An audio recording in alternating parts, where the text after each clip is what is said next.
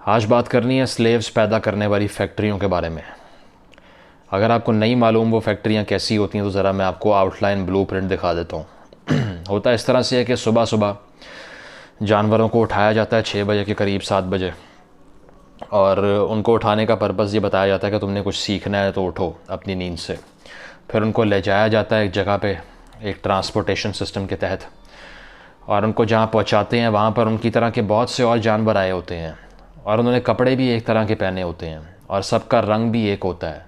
Total discipline होता है, uniformity होती है। और वो जिस तरह भेड़ बकरियां एक जब उनको बंद करते हैं ना फार्म में चारों तरफ से, तो वो लाइन में आ जाती हैं, उस तरह लाइन में लग के वो एंटर होते हैं इस फैक्ट्री के अंदर। और फिर फैक्ट्री का जो मालिक होता है वो सामने खड़ा होता है, उन्हें कहता है लाइन में खड़े हो जाओ। सब लाइन में खड़े हो जाते हैं यूँ सीधे होके ना। फिर उनको एक ट्यून सुनाई जाती है और कहा जाता है कि ये वो राग है जो तुमने सारी ज़िंदगी अलापना है, क्योंकि तुम इस ट्यून को सुनने के लिए यहाँ पैदा हुए थे। So you have to be proud of it, कि तुम कहीं और पैदा नहीं हुए, यहाँ हुए हो। उसको नेशनल एंथम कहते हैं। उससे भी जानवर डिसिप्लिन का सबक सीखता है।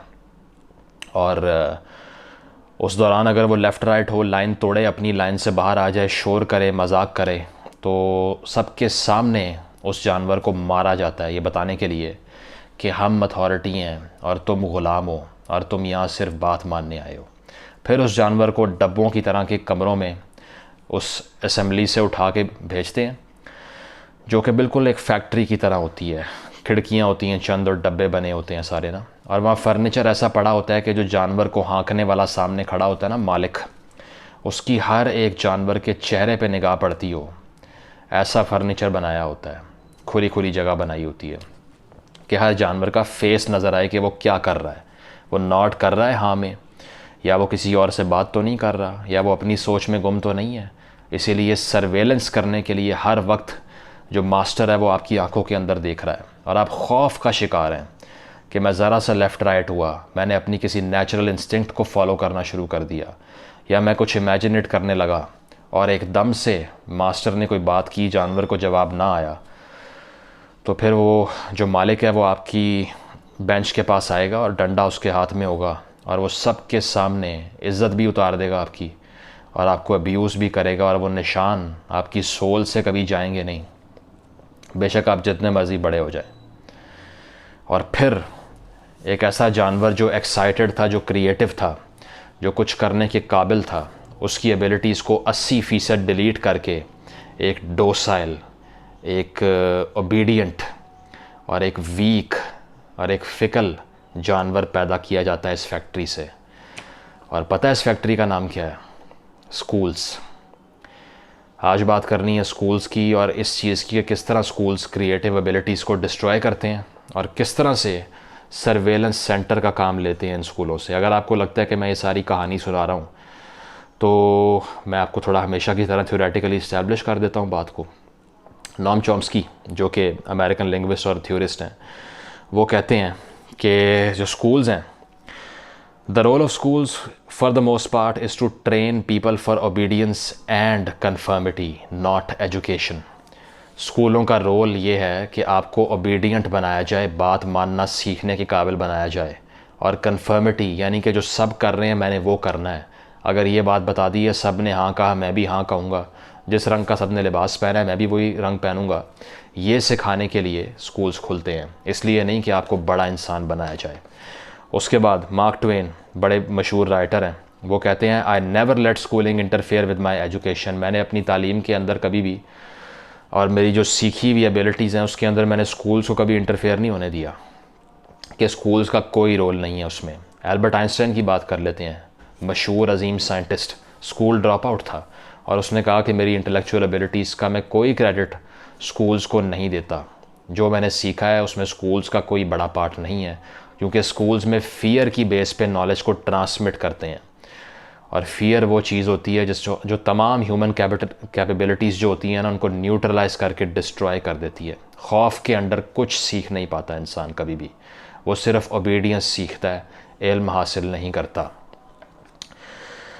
तो ये है जी फैक्ट्री मॉडल ऑफ स्कूलिंग जिसकी हम आज बात कर रहे हैं। और अगर हम इसकी एवोल्यूशन की बात करें कि ये यहाँ तक पहुँचा कैसे, उसके बाद में बात करेंगे इसकी इम्प्लिकेशंस क्या होते हैं और हल क्या है। तो मार्टिन लूथर जिन्हें मैं बहुत प्रेज़ करता हूँ, जब उन्होंने देखा कि कैथोलिक चर्च जो है वो बच्चों को ब्रेन वॉश कर रहा है बड़ी अर्ली स्टेज पे, तो उन्होंने कहा कि कोई और कंपलसरी एजुकेशन की स्कूलिंग होनी चाहिए जहाँ पर रियासत ये लाजिम कर दे कि बच्चे ने यहाँ आके ज़रूर पढ़ना है। तो वहाँ से कंपलसरी एजुकेशन का आइडिया मॉडर्न दौर में आता है। पहले भी था ये, वैसे तो स्पार्टा के अंदर भी एग्जिस्ट करता था, क्योंकि जो स्पार्टन्स थे वो कहते ये थे कि हमने अपनी जो एक मार्शल रेस बनानी है, एक कौम बनानी है, तो उसके लिए वो माओ से बच्चे छीन के ले आया करते थे कि ये जो स्पार्टन मर्द हैं इनको हमने वॉरियर्स में कन्वर्ट करना है, इसीलिए अर्ली स्टेज पे पकड़ना है, इनको ब्रेन वॉश करना है। तो मॉडर्न वर्ल्ड में मार्टिन लूथर से स्टार्ट होता है, फिर जर्मन स्टेट वो सीख जाती है, और पर्पस तो ये था कि मॉडर्न लर्निंग वहाँ पर दी जाती, थोड़ा डिफरेंट एजेंडा देते बच्चों को, देना एजेंडा ही था, वो भी फ्रीडम नहीं थी। तो वो जी एक्सरसाइज करने के लिए फिर 18th सेंचुरी में कंपलसरी एजुकेशन हो गई स्कूल लेवल के ऊपर, और फिर अमेरिकन्स ने भी वहीं से सीखा और इस तरह के फैक्ट्री मॉडल ऑफ स्कूलिंग को जो है ना प्रमोट किया। तो बेसिकली ये जो मॉडल था, इसका हमेशा से जो पर्पस था ना, वो आपको क्रिएटिव एबिलिटीज़ को एम्पावर करना था ही नहीं। ये बड़े पोइट्स पैदा करना, ये अजीम जो है ना वो फ़लसफ़ी पैदा करना, फ़िलासफ़र्स पैदा करना, अजीम साइंटिस्ट पैदा करना, इसके लिए ये इंस्टीट्यूट था ही नहीं। इसका पहला फर्स्ट एंड फॉरमोस्ट जो रोल है ना वो यही है कि to teach respect for authority and uniformity, कि अथॉरिटी आपको जो कह रही है उसकी बात सुनना सिखाते हैं यहाँ पे आपको बस, और थोड़ा सा 20-30% आपको बीच में नॉलेज का तड़का लगा के कहते हैं कि हम तो आपको सिखा रहे हैं, और सिखाते ये हैं कि मेमोराइज़ करते हैं जो आपको मिलता है उसको रट लो, याद कर लो, और साल के एंड के ऊपर एक आंसर शीट के ऊपर वॉमिट कर दो जाके। Is this education? मैं अगर अपनी बात करूं तो मैंने कभी स्कूल लेवल के ऊपर जो सीखा, मैं कोई क्रेडिट नहीं देता अपनी थिंकिंग का उसको। In fact it was traumatic to see such brute control, कि आप जा रहे हैं सुबह उठ के, आपको कुछ नहीं पता वहाँ पे कि इतनी हार्शली ट्रीट क्यों कर रहे हैं लोग आपको, ठीक है। उसके बाद में 2-3 बजे तक आप वहीं बैठे हुए हैं, रिपीटेडली आपके साथ ये मजाक किया जा रहा है एजुकेशन का, जहाँ पे आप पार्ट ही नहीं ले रहे, सिर्फ एक एंटिटी खड़ी हुई है वो बता रही है क्या सही है क्या गलत है। 1-2 बजे आप घर जाते हैं और उसके बाद में खाना खाते हैं, थोड़ा सा रेस्ट करते हैं, और उसके बाद में कोचिंग का टाइम हो जाता है, एकेडमी का टाइम हो जाता है, फिर आप वहाँ जाते हैं, वहाँ टाइम स्पेंड करते हैं, एग्जॉस्ट होके अपनी नर्व्स को डिस्ट्रॉय करके आप सोचें कि एक अर्ली 12-13 साल का बच्चा या उससे भी छोटा बच्चा या 14-15 साल का बच्चा इतना बर्डन उठा के गधे की तरह किताबें अपने ऊपर लाद के चल रहा है, और उसको नाम दिया हुआ है तालीम हासिल करने का आपने। तो फिर उससे ये दिमाग पैदा होते हैं जो सर्विलिटी, जो सर्विट्यूड और जो स्लेविशनेस को ग्लोरीफाई करते हैं, जिनको क्रिटिकल थिंकिंग की ABC का नहीं पता, जो रेजिस्टेंस को जानते नहीं हैं, जो रेवोल्यूशन के ख्वाब से डरते हैं। ये दिमाग बड़ी मेहनत से तैयार होते हैं। कार्ल सेगन जो फिजिसिस्ट था, मशहूर साइंटिस्ट था, उसने कहा था जब मैं पहली दूसरी क्लास में जाता हूँ तो मुझे क्रिएटिव माइंड्स मिलते हैं बच्चों के, जो बड़े बड़े सवाल, एग्जिस्टेंशियल क्वेश्चन करते हैं कि हम यहाँ पर क्या कर रहे हैं, या ग्रास ग्रीन क्यों होती है, आसमान नीला क्यों होता है। वो कहता है जब मैं 8th या 10th स्टैंडर्ड के बच्चों के पास जाता हूँ तो मैं देखता हूँ कि वो क्यूरियोसिटी और वो क्वेश्चनिंग ख़त्म हो चुकी है। क्यों होता है ऐसा? क्योंकि उन सालों के दरमियान आपकी क्रिएटिव एबिलिटीज़ को डिस्ट्रॉय करना स्कूल्स का पर्पज़ है, और इसी वजह से ऐसी कौमें तैयार होती हैं जो ग़ुलाम दर ग़ुलाम होती हैं, जिनके ज़हनों में सवाल तो उठता ही नहीं है, उन्हें जवाब कहाँ से किसी चीज़ का आना अगर सवाल ही नहीं आ रहा। तो ये चीज़ है कि हमने हमेशा से सोचा ये है कि स्कूलिंग हम बच्चों को इसलिए देते हैं कि वो कुछ सीख सकें। मैं भी ये बात करता हूँ कि आउट ऑफ स्कूल चिल्ड्रन को स्कूलों में जाना चाहिए, लेकिन बात ये है कि आप जो स्लेविशनेस वहाँ पे सिखाते हैं ना, उसके अल्टरनेटिव भी हो सकते हैं। क्या हो सकते हैं?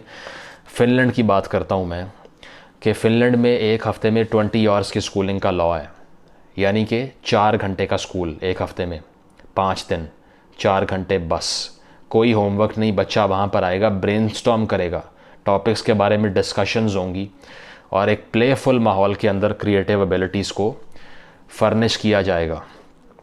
तो 20 आवर्स का वीक होता है, और उसके अलावा पेरेंट्स से पैसे लेना अलाउड नहीं है फ़िनलैंड के अंदर, और अगर कोई स्कूल पैसे लेता है उसको बंद कर देते हैं। तो वो कहते हैं कि education is not a commodity, ठीक है। जो यहाँ पे गली गली में बिक रही है, जिसका जो दिल कर रहा है फीसें बटोर रहा है और आगे से हार्शली ट्रीट कर रहा है बच्चों को, इल्यूजन बनाई हुई है नॉलेज की, लेकिन सिर्फ ऑपरेशन है। उसके अलावा जी रेगुलर एग्ज़ाम होते हैं फ़िनलैंड के अंदर, लेकिन रिज़ल्ट्स पब्लिक नहीं होते और ना ही स्कूलों की रैंकिंग बनाई जाती है। क्यों? Because they believe in the process of learning, not on the process of humiliating your subjects. कि आप सबके सामने बच्चे को खड़ा करें और उसको जलील करें कि तुम तो फेल हो गए हो, तुम्हारे इतने कम मार्क्स आए हैं, वो तुमसे अच्छा है। It's not a race, every person is a different personality, it's a different subject. आप तमाम जानवरों को एक लाइन में खड़ा करके कहते हो कि दरख्त पे चढ़ के दिखा दो तो डिग्री तुम्हारे हाथ में आ जाएगी। इसीलिए ऐसे माइंड निकलते हैं जो कि मिसप्लेस्ड हैं, जो सिर्फ एजुकेशन लेने की जो रसीद है ना, फ़ीस अदा करने की रसीद, उसे डिग्री कहते हैं, जो वो सीने पे चिपका के फिर रहे हैं, दिमाग खाली हैं उनके। तो ये अगर हम देखें, टीचर्स पे इन्वेस्ट करते हैं वो फ़िनलैंड वाले, और 5 लैंग्वेजेस बोलना ऑलमोस्ट लाजमी होता है टीचर के लिए वहाँ पे। इतनी लैंग्वेजेस का नॉलेज वहाँ पर दिया जाता है। तो बात यह है कि हमारे यहाँ पर अगर हम अपने माशरे के अंदर स्कूलों को देखें तो वो सिर्फ़ और सिर्फ कंट्रोल एक्सरसाइज करने की एक हैबिट है जो बच्चों को सिखाने के लिए आप उनको स्कूल छोड़ कर आते हैं, कि उनके तमाम सवाल जहनों में जो वो मर जाएं। किस तरह टॉर्चर करते हो बच्चों को कि एजुकेशन डंडे के ज़ोर पे, पनिशमेंट के साए में कुछ सीख सकता है इंसान। मुझे आज तक किसी ने नहीं कहा कि फ़ौरन बैठ के नीचे की फ़िलासफ़ी पढ़ो और मुझे शाम को सुनाओ, या किसी और फ़लसफ़ी को पढ़ो, क्योंकि मेरा पैशन है वो। मुझे किसी डंडे छड़ी की ज़रूरत नहीं है उसको पढ़ने के लिए, लेकिन जो मुझे डंडों के ज़ोर पे पढ़ाया गया, मुझे उसकी ABC भी याद नहीं है आज। उसकी वजह यह है कि नॉलेज, तमाम तर नॉलेज सेल्फ़ डाउट से, इंक्वायरी से, इंक्विजिटिवनेस से, क्यूरियोसिटी से निकलता है, फ़ियर से नहीं निकलता। फ़ियर से नॉलेज डिस्ट्रॉय होता है। तो वक्त आ चुका है कि हमने ये सैनिटोरियम खोले हुए हैं जो कि फैक्ट्रियां हैं बच्चों को अप्रेस करने की, उन पर कंट्रोल एक्सरसाइज करने की और उनको मज़ीद डम बनाने की। इन फैक्ट्रियों को हम रिफॉर्म करें। एक तो आधी पॉपुलेशन स्कूल से बाहर बैठी हुई है, जो स्कूल में जा रही है उसका भी ये हशर कर रहे हो कि बड़ी बड़ी यूनिवर्सिटीज़ तक लोग पहुंच जाते हैं, PhDs कर लेते हैं, क्रिएटिव एबिलिटी ज़ीरो होती है। अभी रिसेंटली पाकिस्तान का इलाका है मर्दान, वहाँ एक बच्ची ने 1100 में से 1100 नंबर लिए हैं। बहुत से कॉलेज के बच्चों को मैंने देखा है जो टॉपर थे ना, बाद में रेडिकल एक्सट्रीमिस्ट बन गए। ठीक है, गले काटने की बातें करते हैं बाद में, और 1000 मार्क्स हैं 990 आ रहे हैं, 995 आ रहे हैं। 1100 मार्क्स हैं तो 1100 में से 1095 आ रहे हैं। इतने अंबार लगे हुए हैं टॉपर्स के, लेकिन क्रिएटिविटी कहाँ है? किधर हैं बड़े दिमाग? किधर हैं बड़े थिंकर्स, बड़े फ़िलासफ़र्स, बड़े साइंटिस्ट? कहाँ गया सब? क्योंकि मॉडर्न एजुकेशन ने इतना दबा दिया इंसान की क्रिएटिव और क्रिटिकल एबिलिटीज़ को कि वो आप इतना ब्रेन वॉश हो चुके हैं कि आपको भूल ही गया है कि एजुकेशन फ़ियर के साए में नहीं आती। एजुकेशन वो होती है जो कि डाउट से इमर्ज करती है। सो दिस इज़ वाई हमारी सब कॉन्टिनेंट की सोसाइटीज़ बड़े दिमागों से डिप्राइव होती जा रही हैं, क्योंकि वहाँ एजुकेशन एक एनिमल फॉर्म की तरह है। और उसके सेंट्रल जो डॉक्ट्रिन है ना, उसका मिशेल फूको की किताब पढ़ लीजिए आप, डिसिप्लिन एंड पनिश, बहुत ज़बरदस्त किताब है। उसमें वो कहता है कि स्कूल्स का जो सेंट्रल थीम है वो है सर्वेलेंस। हर वक्त नज़र रखो बच्चों के ऊपर कि वो एक तरह से बिहेव करें, बात मानें, सर झुकाएं, काउंटर क्वेश्चनिंग ना करें, ताकि ग़ुलामों की एक ऐसी फ़ोर्स पैदा हो कि रियासत सुकून से उनके ऊपर रूल करे और वो कहें जिंदाबाद और जिंदाबाद, बस जिंदाबाद के अलावा उनके मुंह से कुछ ना निकल पाए। तो इस ग़ुलामी को बाहर फेंकिए अपने दिमागों से, अनलर्न कीजिए जो स्कूल ने ट्रामा दिया है आपको, आज़ाद इंसान बनिए और रिफ़ॉर्म की बात कीजिए, ताकि आपके बच्चे जो है ना वो आज़ाद सोच सकें, जिंदाबाद के अलावा भी कोई बात करें। Thank you.